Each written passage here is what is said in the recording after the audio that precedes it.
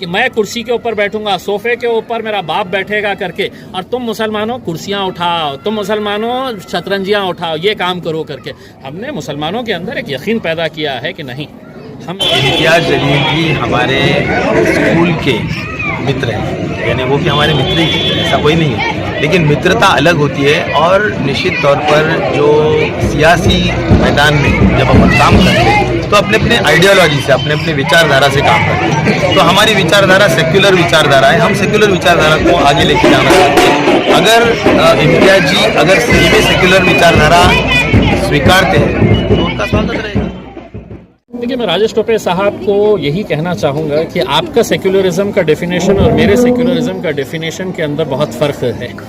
आप लोग हम पे जो इल्ज़ाम लगाते हैं, ये ऐसे राजेश टोपे टाइप के जो है ना उसमें कि आप सेक्युलर हो जाओ करके, नहीं साहब, मैं जैसा हूँ मैं वैसा ही रहूँगा उसके अंदर। अब तुमको बदलने की ज़रूरत है, तुम सही मानों में सेक्युलर हो जाओ। तुम्हारे से ज़्यादा कट्टरवाद और कम्युनल कोई था ही नहीं उसके अंदर। सेक्युलरिज्म तो हम चला रहे हैं इस देश के अंदर, सारा सेक्युलरिज्म का बोझ तो हम समाये हुए हैं उसमें। और अगर तुमको लगता है कि इस मुल्क का मुसलमान भी कोई मायने रखता है, तो आइए मुसलमानों की जो क़यादत करने वाली पार्टियां हैं उनको भी साथ में लेकर चलिएगा। लेकिन आपको चाहिए नहीं, आपको तो ये चाहिए कि मैं कुर्सी के ऊपर बैठूंगा, सोफे के ऊपर मेरा बाप बैठेगा करके, और तुम मुसलमानों कुर्सियां उठाओ, तुम मुसलमानों शतरंजियां उठाओ, ये काम करो करके।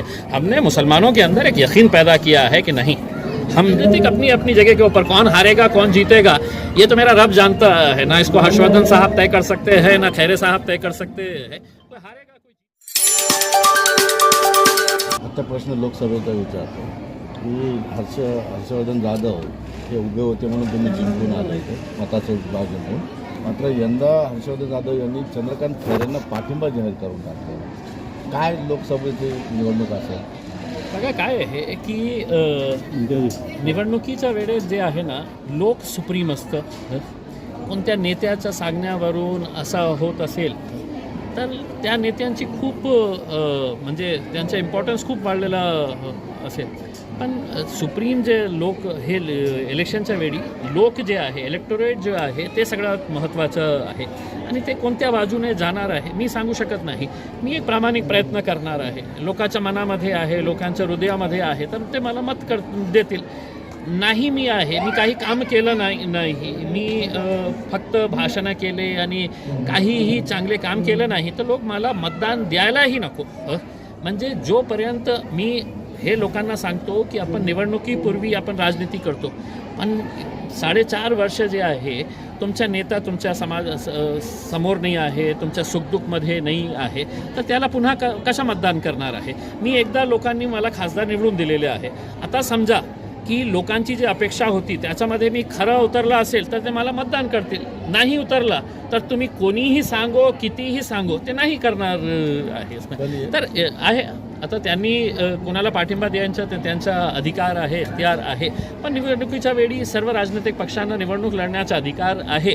माझ्या पार्टीने मला पुन्हा संधी दिली तर नक्की मी लोकांपुढे जाऊ, मी काय काम केलेलं आहे ते सांगू, लोकांना पटलं तर ते देईल मत, नाही पटलं तर ते म्हणतील की नाही इम्तियाज भाई थँक्यू व्हेरी मच। पण वंचित आता शिवसेनेसोबत आहे, पुन्हा हर्षवर्धन जाधव सुद्धा त्या ठिकाणी पाठिंबा देतो। थोडंसं पारडं जड झाल्यासारखं वाटत नाही शिवसेना उद्धव ठाकरे गटात?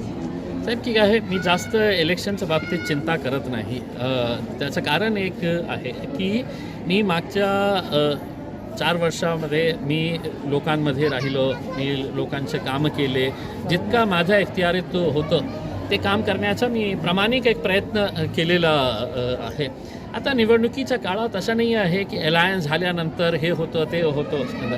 मी जसं म्हटलेलं आहे, लोक सुप्रीम असतात। सगळे महत्त्वाचे जे घटक आहे ते जेव्हा मतदान करण्यासाठी जातं तर ते त्यावेळी त्या 30 सेकंड 1 मिनिटामध्ये ते जे निर्णय घेतो आणि कुणाच्या निशाणीवर ते मतदान करतं ते कुणालाही माहीत नसतं। तर सगळे राजनैतिक पक्ष आपल्या आपल्या रीतीने प्रयत्न करणार आहे, मीही प्रयत्न करणार आहे।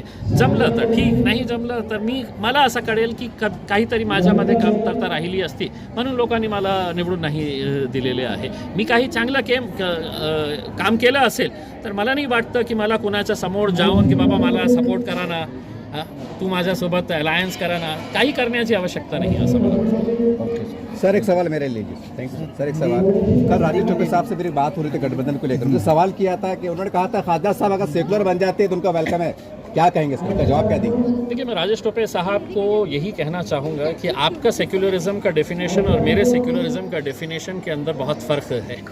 आपका सेक्युलरिज्म अगर ये होता कि औरंगाबाद जैसे शहर से कभी किसी एक मुसलमान को चुनकर अगर आप लेके आते तो वो आपके सेक्युलरिज्म को मैं मानता, लेकिन अगर इम्तियाज़ जलील एमआईएम पार्टी से आता है और चुनकर आ जाता है और आप मुझे कहते हैं कि नहीं तुम तो कम्युनल हो करके, तो आपका सेक्युलरिज्म का मतलब क्या है कि सिर्फ एनसीपी आपकी पार्टी और आप है तो सिर्फ मुसलमानों के वोट लेते रहेंगे और मुसलमानों को खुश करने के लिए कई नगर पालिका के अंदर एक काउंसिलर बना दिए, एक ज़िला परिषद के मेंबर बना दिए और विधानसभा और लोकसभा के अंदर नहीं मैं जाऊंगा। और जो भी नेता है, मैं राजेश टोपे के बारे में नहीं कह रहा हूँ, लेकिन मैं जाऊँगा, मेरा बाप है तो वहाँ पर जाके बैठेगा करके। तो साहब आप और आपका बाप जो है वो राज्य लोकसभा और विधानसभा के अंदर बंटवारा कर लेंगे उसके अंदर, और हम जो है आपको मतदान देते देते हम है तो हमारे गली के ही नेता बन के रहेंगे करके। मैंने मुसलमानों के अंदर एक यकीन पैदा किया हूँ और जो मैं किसी भी लेवल के ऊपर जाके ये चुनौती दे सकता हूँ उनको कि हमने ये बताया है कि हम भी अब तुम्हारे जो आका है राजेश टोपे साहब, शरद पवार साहब, अब उनके नीचे नहीं बैठूंगा मैं उनके बाजू बैठने की ताकत रखता हूँ मैं। तुम अगर ये समझ रहे होंगे कि नहीं राजेश टोपे अब कुर्सी के ऊपर बैठेंगे और इम्तियाज़ जलील शतरंजिया उठाएंगा करके, तो गए वो दिन। अब शतरंजिया आपको भी उठाना पड़ेगा, उस पर ऐसी नौबत में लेकर आऊँगा। सर आने वाले समय में आप जो हज के फॉर्म की अभी तक की ताखिर हो रही है, आपने देखिए मैंने ट्वीट किया है, कल मीटिंग भी हुई है, माइनॉरिटी डिपार्टमेंट के अंदर गया है और मुझे खुद ही इस बात की चिंता सता रही है कि हज जो है वो हर मुसलमान कई सालों से मेहनत करता है कि उसको हज के लिए जाना है करके। दिसंबर के अंदर इसकी कार्रवाई शुरू हो जानी चाहिए थी, अब फरवरी लग चुका है। क्या वजह है, इस बारे में हमने माइनॉरिटी डिपार्टमेंट से बात की है। कल ही उन्होंने अपने कोटे का डिक्लेरेशन किया है और बहुत जल्द है तो इसकी प्रक्रिया शुरू होने वाली है। तो मैं तमाम टूर ऑपरेटर्स जितने भी हाजी लोग जाना चाह रहे हैं उनको इतना यकीन दिलाता हूँ कि देर हुई है। अब सरकार क्यों देर कर रही है ये आपको मालूम है कि वो तो ये चाह रहे हैं कि हमने हज पे भी नहीं जाना चाहिए करके। अक़लियती फंड की बात की जाए तो इस बजट में कम कर दिया गया है फंड, उस पर क्या कहें? देखिए, इसमें कोई ताज्जुब की बात नहीं होनी चाहिए। भारतीय जनता पार्टी चाहती है कि मुसलमानों का वजूद ही ख़त्म हो जाना चाहिए, इस मुल्क से पूरा वजूद ही मुसलमानों का मिट जाना चाहिए। तो अगर वो बजट को अगर कम कर रहे हैं तो आपको बहुत ज़्यादा हैरानी होने की ज़रूरत नहीं है। उनकी नीयत, उनका मकसद, उनका मतलब जो है वो बड़ा साफ है कि इस मुल्क के अंदर हम मुसलमानों को सबसे पीछे रखना चाहते हैं। अब ये मुसलमान अपने तौर के ऊपर वैसे भी आप कौन सा देते थे, कौन सा बड़ा फ़ंड देते थे उसमें, हम तो साफ तौर के ऊपर ये कह रहे हैं कि आप उतना फ़ंड भी बंद कर दीजिएगा। मुसलमानों की जितनी वक्फ की ज़मीनें इस मुल्क के अंदर है उनको वापस करवा दीजिएगा, उनको लौटा दीजिएगा। कुछ खैरात तो हम सरकार को देने के लायक बन जाएंगे। इस मुल्क का मुसलमान जो है वो सरकारों को, राज्य सरकार और केंद्र सरकारों को भी खैरात देने की हैसियत रखता है, बशर्ते आप वक्फ बोर्ड की ज़मीनें हैं तो मुसलमानों को दिलवा दीजिए। बीबीसी की जो डॉक्यूमेंट्री है उस पर कई सारा विवाद हो रहा है, उस पर क्या कहेंगे? जो हुआ है कितना छुपाओगे, कहाँ तक छुपाओगे? तुम जितना उसे छुपाओगे मुझे देखने की उतनी ही ख्वाहिश बढ़ती जाएगी। तो आपने गलत फैसला लिए है कि कुछ छुपा रहे हैं तो लोगों के अंदर उत्सुकता हो रही है। उन्होंने कहा कि पठान नहीं देखना है करके उसके अंदर, और पठान दना दन पठान तो चल रही है उसके अंदर। रोज़ खबर आती है कि 600 करोड़ हो गए, 700 करोड़ रुपये हो गए हैं। तो इसके लिए तो हम भारतीय जनता पार्टी का शुक्रिया अदा करते हैं कि आपने विरोध किया था बोल के ये सब हो रहा है। अब आप है तो करिए, बीबीसी को भी रोकने की कोशिश करिएगा, उसमें जो देखने वाला है वो कहीं ना कहीं से तो निकाल के देख ही लेंगे करके। सेंट्रल गवर्नमेंट का जो बजट डिक्लेयर हुआ के तहत किया जा रहा है। जी बताइए। सेंट्रल गवर्नमेंट का जो बजट डिक्लेयर हुआ, आप मुतमईन है रेलवे बजट और सेंट्रल के? देखिए, कोई भी इससे मुतमईन नहीं हो सकता है मेरे हिसाब से। आज अगर किसानों के बारे में अगर आप कोई फ़ैसला नहीं ले रहे हैं, आपने ये वादा किए थे कि हम आने के बाद किसानों की आय दुगनी करेंगे, किसानों का जो मिनिमम सपोर्ट प्राइस है, MSP है, उसके ऊपर हम फ़ैसला करेंगे। आप कोई फ़ैसला ही नहीं लेंगे और आप सिर्फ बड़े बड़े उद्योगपतियों को ही मदद करने के अंदर जुटे रहेंगे। तो मेरे हिसाब से एक अडानी को मदद करने की जगह आप उतने पैसे के अंदर पूरे देश के किसानों की ज़िंदगी बदल सकते थे अगर आपकी नीयत रहती थी। लेकिन आपको मालूम है कि नहीं, बेचारा किसान जो है वो मेहनत करने वाला है, वो आपसे कहाँ से लड़ेगा? उसके अंदर अडानी साहब तो आपको पैसा देते हैं इलेक्शन लड़ने के लिए, तो आपको तो उनका ही ख्याल करना पड़ेगा। ऐसे में हर्षवर्धन यादव का बयान आता है कि चंद्रकांत खैरी की वो मदद करने वाले हैं, पिछले मरतबा गलती हो गई।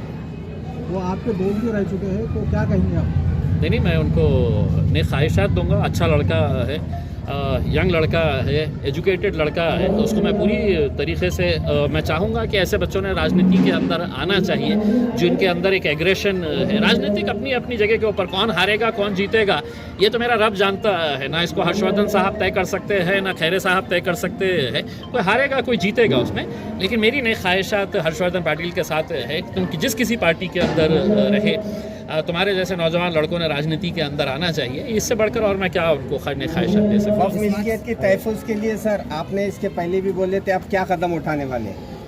देखिए, अभी लगातार जारी है। अभी हमने दिल्ली के अंदर जो नवाड को है, जो हैज के पूरे वो जो वक्फ के जो ज़मीनों का पूरा देख रेख करते हैं, सेंट्रल वक्फ कमेटी जो है, उनके चेयरमैन के साथ हमारी मुलाकात हुई। वक्फ बोर्ड के पूरे मेंबर्स आए थे और वक्फ की कुछ प्रॉपर्टीज़ को कैसे हम डेवलप कर सकते हैं इस बारे में हमने चर्चा लिए है।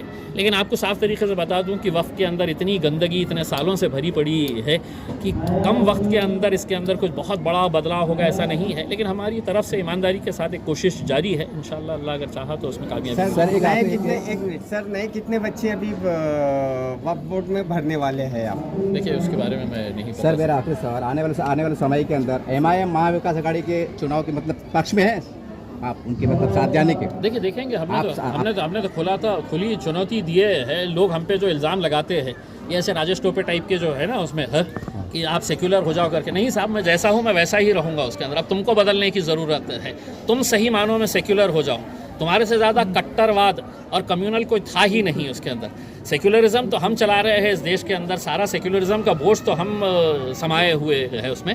और अगर तुमको लगता है कि इस मुल्क का मुसलमान भी कोई मायने रखता है, तो आइए मुसलमानों की जो क़यादत करने वाली पार्टियां हैं उनको भी साथ में लेकर चलिएगा। लेकिन आपको चाहिए नहीं, आपको तो ये चाहिए कि मैं कुर्सी के ऊपर बैठूंगा, सोफ़े के ऊपर मेरा बाप बैठेगा करके, और तुम मुसलमानों कुर्सियाँ उठाओ, तुम मुसलमानों शतरंजियाँ उठाओ, ये काम करो करके।